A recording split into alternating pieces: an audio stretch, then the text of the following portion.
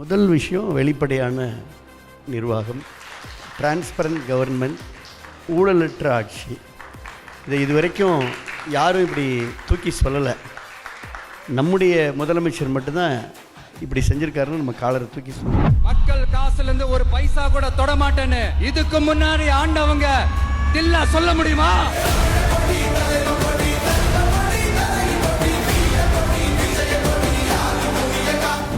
தமிழ்நாட்டு மக்களே வந்துட்டு இதுக்கு முன்னாடி இருந்ததை விட இப்போ வந்துட்டு அசம்பிளியெல்லாம் பயங்கரமாக உன்னிப்பாக கவனிக்கிறாங்கன்ற மாதிரி, நம்மளால உள்ள இப்போ கலந்துக்க முடியலையன்ற மாதிரி ஏதாவது ஒரு சின்ன வருத்தம் இருக்கா? சீக்கிரம் கலந்துக்கணுன்ற ஆர்வம்.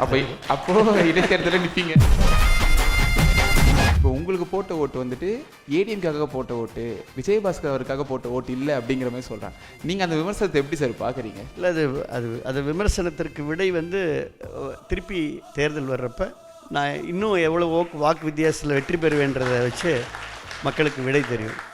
நான் பர்டிகுலராக கூட்டணி அமைக்கப்பட வேண்டும் என்பதில் கொஞ்சம் அந்த எண்ணத்தில் நான் முனைப்போடு இருந்தேன். எதனால் சார் அது நடக்கலை?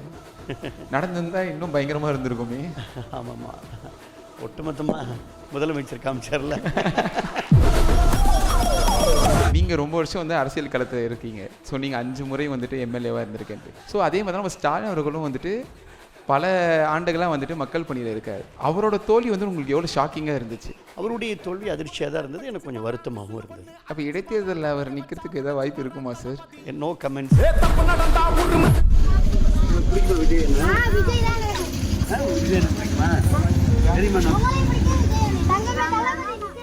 அந்த குழந்தை கேட்குறாங்க, முறை சந்திக்கிறப்ப என்ன சொன்னாருன்ட்டு. என்ன சார் சொன்னார்? முறையே முதலமைச்சர் பார்த்தப்ப இணைப்பு விழா ரொம்ப பிரம்மாண்டமாக விழா கலக்கிட்டீங்க அப்படின்னு சொன்னார். பிறந்த குழந்தை இன்றைக்கு தமிழகத்தில் அம்மா அப்பா என்று அழைத்த பிறகு அழைக்கின்ற முதல் வார்த்தை அம்மா அப்பாவிற்கு பிறகு விஜய் மாமா. குதிரை பேரும் சொல்கிறாங்களே சார், உண்மையாகவே நடந்துச்சா? எந்த சட்ட இடர்பாடுகளும் இல்லாமல் கரெக்டாக ஐ given my resignation, it accepted. அதுக்கப்புறம் நான் வாலண்டரியாக கனத்த இதயத்தோடு கண்ணீர் வருகின்ற அளவிற்கு ஒரு கடிதத்தை எழுதி எந்த விமர்சனத்தை முன்வைக்காமல் ஒரு அத்தியாயம் முடிந்து விட்டது, அடுத்த அத்தியாயத்தை தொடங்கியிருக்கிறோன்னு சொல்கிறப்ப இதில் எங்கே குதிரை பேரம் வந்தது? ஓகே, அது தொடர்ச்சியாக நீங்கள் குதிரை பேரத்தில் ஈடுபட்டீங்கன்னு சொன்ன சில பேர் வந்துட்டு குதிரை பேரத்தில் ஈடுபட்ட மாதிரி நியூஸ் கேள்விப்பட்டோம். அது எப்படி சார் நீங்கள் பார்க்குறீங்க? அதே மாதிரி இதோட தொடர்ந்து இன்னொரு விமர்சனம் என்னென்னா வந்துட்டு சோஃபா மாடல் அரசுன்ட்டு. உங்களுக்கு சோஃபா வந்துச்சா? எந்த மாடலும் இல்லை. மக்களுக்கான ஆட்சி என்று அழுத்தமாக சொல்லுவோம். நீங்கள் இந்தியாவிலேயே எந்த முதலமைச்சராவது அரசாங்கத்தினுடைய நிதியை தவறாக பயன்படுத்த மாட்டோம், தொடமாட்டோம், தொடவும் விடமாட்டோம், தொட்டா விடமாட்டோம், தொட்டவனை விடமாட்டோம்னு சொல்லக்கூடிய அந்த ஒரு துணிச்சல் இந்தியாவிலே எந்த முதலமைச்சருக்கு இருக்கிறது? நம்முடைய முதலமைச்சருக்கு மட்டும்தான் இருக்குது. Title sponsor GT Holidays, South India's #1 travel brand. Dr. Sri Verma's Wellness, நம்ம தலைமுறைக்கான ஆரோக்கிய பொக்கிஷம். The Chennai Silks, let the celebrations begin. Galata presents மாற்றத்தின் துவக்கம் 100 days of TVK governance. Powered by Presta. Powered by Presta. Presta always extra. Presta premium innerwear, leggings and nighties. Calls, believe in better. i5 Properties. i5 Housing and Properties. Think high, achieve high. தேடுறதை விடுங்க, தேர்வு செய்யலாம் வாங்க. Lakshmi ceramics, நம்ம shop அனைத்திலும் top. Food partner Kolathur Ram catering. Venue partner Simpson hotel. வணக்கம் sir. வணக்கம் brother. மாற்றத்தின் துவக்கம் 100 days of TVK governance. நீங்கள் எப்படி சார் பார்க்குறீங்க அந்த மாற்றத்தை? நான் எப்படி பார்க்குறேன்றதை விட நாடே பார்க்குறது நிச்சயமாக மாற்றத்திற்கான ஒரு மகா சக்தியாக, இன்னும் சொல்லப்போனால் மக்களுடைய நம்பிக்கைக்குரிய ஒரு தலைவராக, மக்கள் எதிர்பார்த்த அந்த மாற்றத்திற்கான சக்தி தான் நம்முடைய தமிழ்நாடு முதலமைச்சர் அவர்கள். 100 நாட்களில் மக்களுடைய ஏகோபித்த அந்த நம்பிக்கையை அவர் பெற்றிருக்கிறார் என்பதை தான் நான் பார்க்குறேன். 100 நாட்களில் நிச்சயமாக ஒரு முத்தாய்ப்பான ஒரு மகத்தான எல்லா செக்டாரையும் கவர் பண்ணுற, இப்போ student sector, middle class sector, இப்போ பொருளாதார முன்னேற்றம், விவசாயிகள், குறிப்பாக பெண்கள், இப்படி எல்லா செக்டாரையுமே கவர் பண்ணி ரொம்ப அற்புதமான திட்டங்களை மாண்புமிகு முதலமைச்சர் முன்னெடுத்திருக்கிறார் அப்படின்றது தான் என்னுடைய முதல் பதிவு. இப்போ நீங்கள் சொன்னீங்க சார் 100 நாளில் எல்லா செக்டருமே கவர் பண்ணிட்டாரு அப்படின்ற மாதிரி. இந்த ஒரு விஷயம் வந்துட்டு இதுக்கு முன்னாடி இந்த யாருமே பண்ணல, ஆனால் நம்ம முதலமைச்சர் பண்ணியிருக்காரு அப்படிங்கிற மாதிரி உங்களுக்கு தோன்ற முதல் விஷயம் என்ன சார்? முதல் விஷயம் வெளிப்படையான நிர்வாகம், ஒரு டிரான்ஸ்பரண்ட் கவர்மெண்ட், ஊழலற்ற ஆட்சி. இதை இதுவரைக்கும் யாரும் இப்படி தூக்கி சொல்லலை.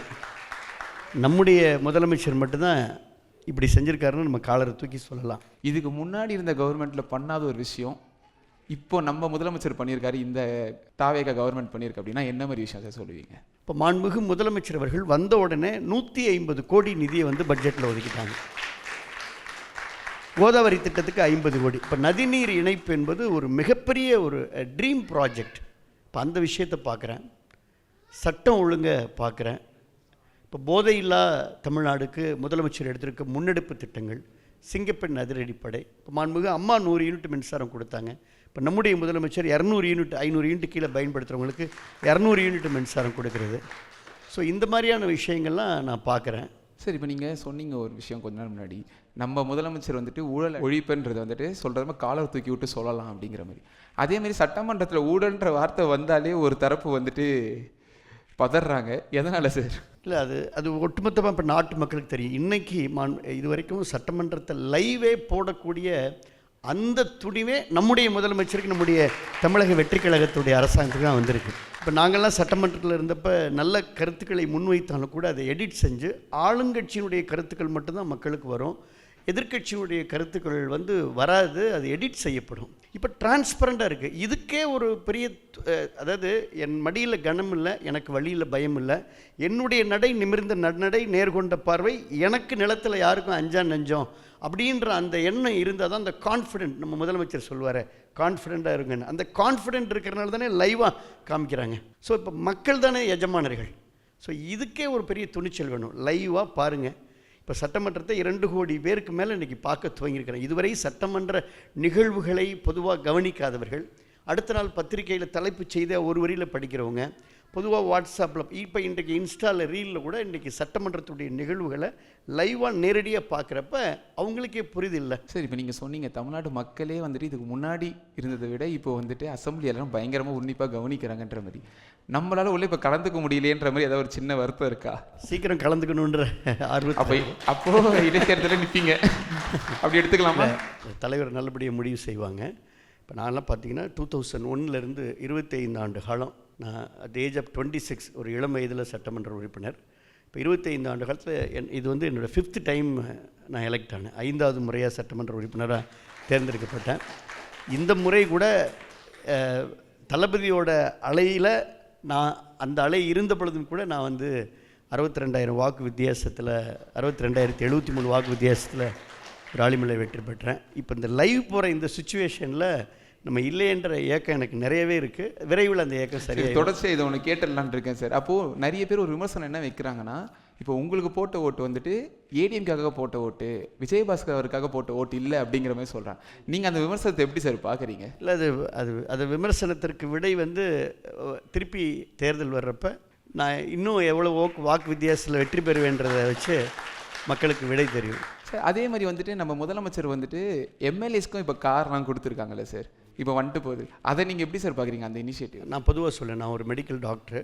ஒரு மருத்துவரை வந்து நம்ம கம்ஃபர்டபுளாக வச்சுக்கிட்டா தான் அவர் பேஷண்ட்டை கம்ஃபர்டபுளாக வச்சுக்குவார் அப்படின்னு நான் அடிக்கடி சொல்லுவேன். அப்போ நம்ம எம்எல்ஏக்கள் வந்து ஒரு மக்கள் பிரதிநிதி, தேர்ந்தெடுக்கப்பட்ட மக்கள் பிரதிநிதி, அவங்களையும் நம்ம ஒரு கம்ஃபர்டபுளான ஜோனில் வைக்கணும் அப்படின்றதில் மாற்று கருத்து இருக்க முடியாது. விடுதலை சிறுத்தைகளுடைய எம்எல்ஏ தான் இந்த கோரிக்கையை மாண்புமிகு முதலமைச்சர்கிட்ட வச்சாங்க. இதே கோரிக்கை சட்டமன்றத்தில் தொடர்ந்து திராவிட முன்னேற்ற கழகம் ஆட்சியில் இருந்தப்போ இந்த கோரிக்கை இருந்துகிட்டே தான் இருந்தது, யாரும் செய்யலை. இன்னும் சொல்லப்போனால் திமுக ஆட்சியிலையும் இதே கோரிக்கை இருந்து கொண்டே இருந்தது, அப்பவும் செய்யலை. அதனால் தொடர்ந்து இந்த கோரிக்கை இருந்தது. வந்த உடனே மாண்புமிகு முதலமைச்சர் செஞ்சுருக்காங்க. இது பாராட்டக்கூடிய விஷயம், ஏற்புடைய விஷயம்தான். மக்கள் நலனுக்காக தானே ஒரு தேர்ந்தெடுக்கப்பட்ட மக்கள். இப்போ நம்ம பேரூராட்சி சேர்மன், நகராட்சி சேர்மன் எல்லாருக்குமே வாகனங்கள் இருக்குது. அதனால் அவங்க தேவைப்படுகிறவங்களுக்கு நிச்சயமாக அது வந்து பயனுள்ள விஷயமா, அது மக்கள் பணிக்கான விஷயமா தான் நான் பார்க்குறேன். நல்ல விஷயம், வரவேற்கிறேன். சரி, இப்போ நீங்கள் வந்துட்டு உங்கள் தலைவர் நம்ம முதலமைச்சர் மேலே எவ்வளோ அன்பு வச்சுருக்கீங்கன்றது இப்போ சொல்லி தெரிஞ்சுக்கிட்டோம். ஒரு எல்இடியும் இருக்குது சார்.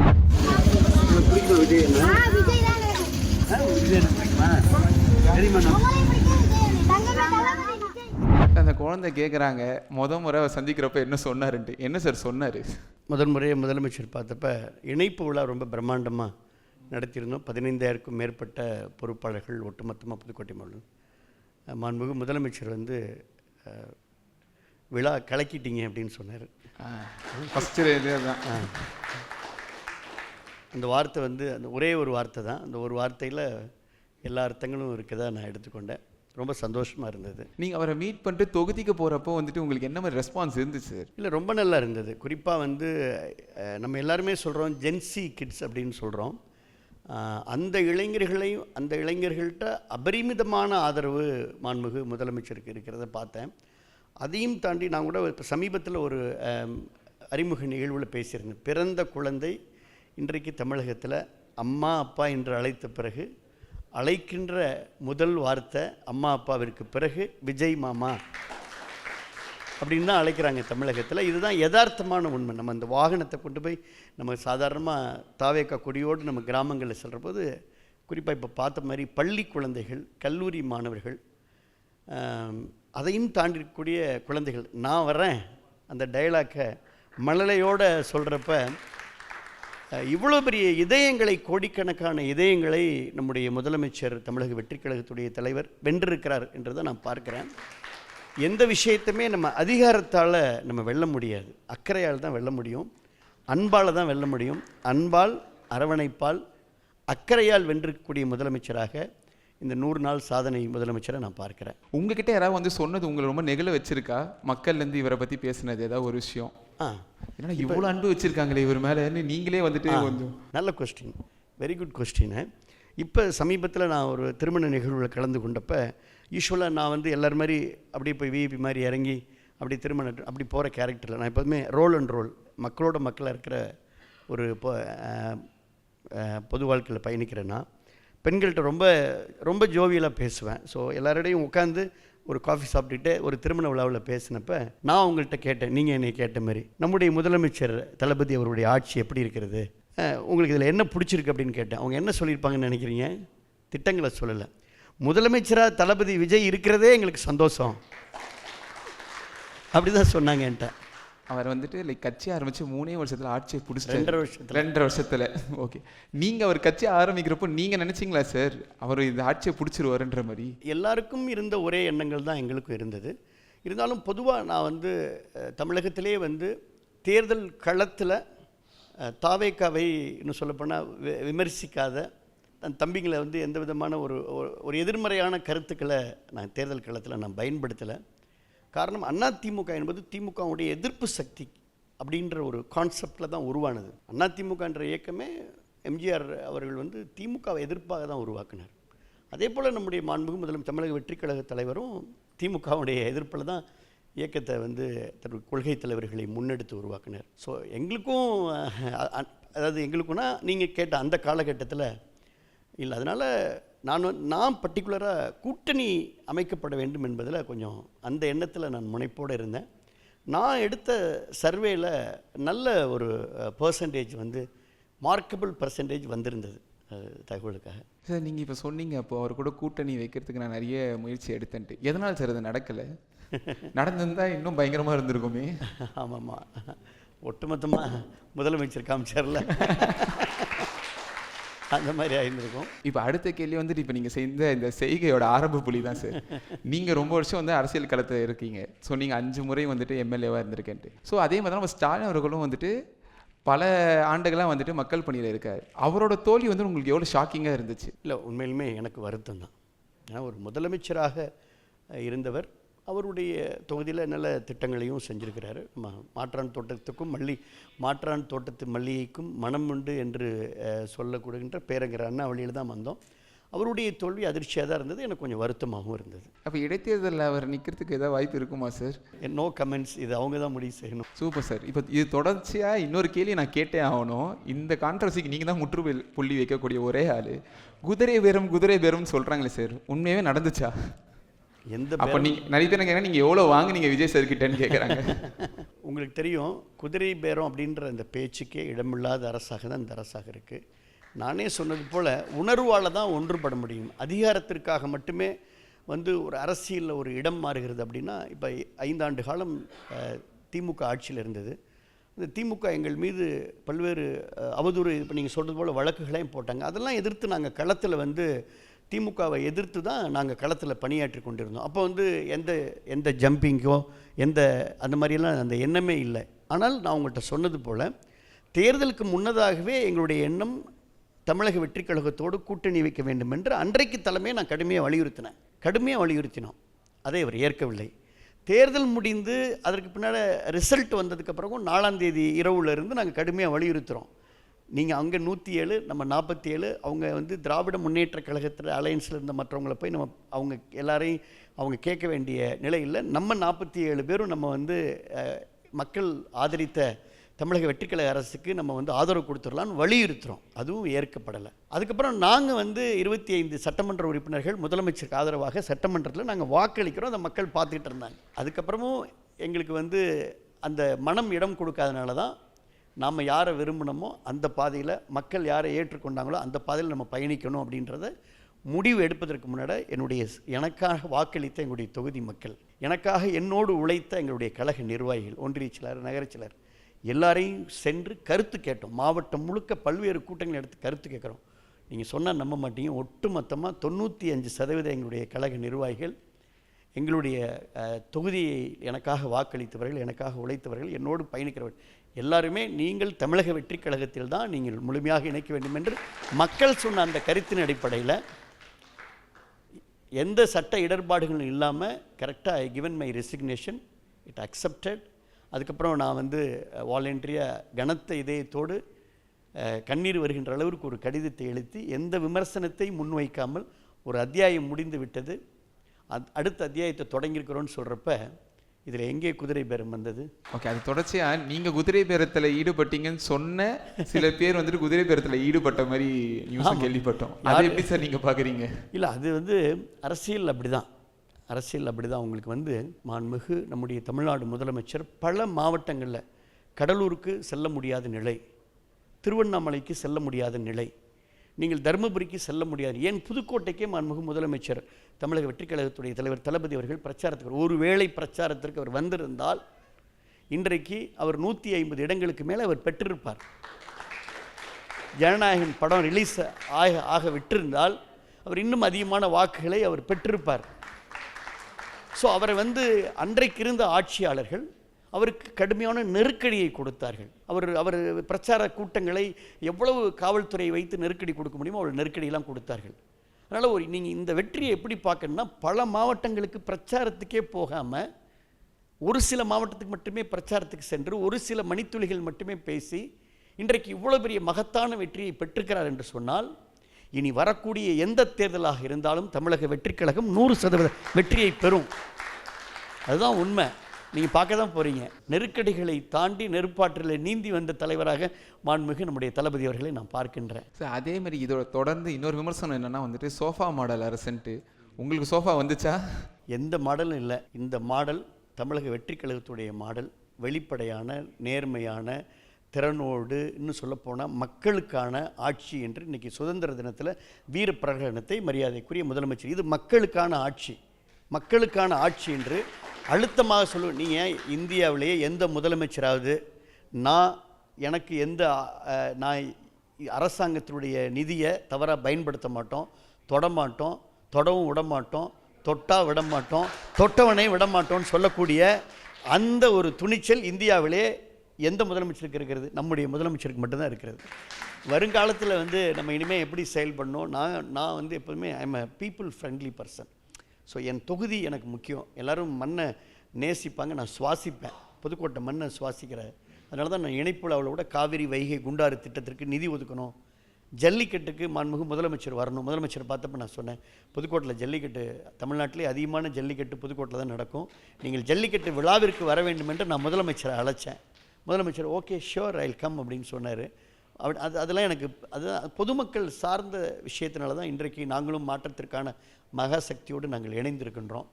நல்லது நடக்கும். முதலமைச்சர் சொன்னது போல் இனிமேல் நல்லது மட்டுமே நடக்கும். இப்போ நம்மளோட 100 நாள் மாற்றம் இன்னும் எத்தனை வருஷம் இந்த மாற்றம் இருக்கும்? அப்படி தொடர்ந்து இருக்கும். இது தலைமுறைக்கான மாற்றம், மக்கள் விரும்புகின்ற மாற்றம், மக்கள் மீது நம்பிக்கை. அதனால் எல்லா நிகழ்வுகளும் முதலமைச்சர் சொன்னது போல் நல்லதே நடக்கும். நீங்கள் கான்ஃபிடெண்ட்டாக இருங்க. Thank you so much sir. உங்கள் பிஸியான ஸ்கெடியூலில் வந்துட்டு எங்களுக்காக உங்கள் கருத்தில் பகிர்ந்ததுக்கு thank you Thank you so thank you much, sir. Thank you. Title sponsor GT Holidays, South India's #1 travel brand. Dr. Sri Varma's Wellness, நம்ம தலைமுறைக்கான ஆரோக்கிய பொக்கிஷம். The Chennai Silks, let the celebrations begin. Galata presents மாற்றத்தின் துவக்கம் 100 days of TVK governance. Powered by Presta. Powered by Presta. Presta always extra. Presta premium innerwear, leggings and nighties. Calls, believe in better. i5 Properties. i5 Housing and Properties. Think high, achieve high. தேடுறதை விடுங்க, தேர்வு செய்யலாம் வாங்க. Lakshmi ceramics, நம்ம shop அனைத்திலும் top. Food partner Kolathur Ram catering. Venue partner Simpson hotel.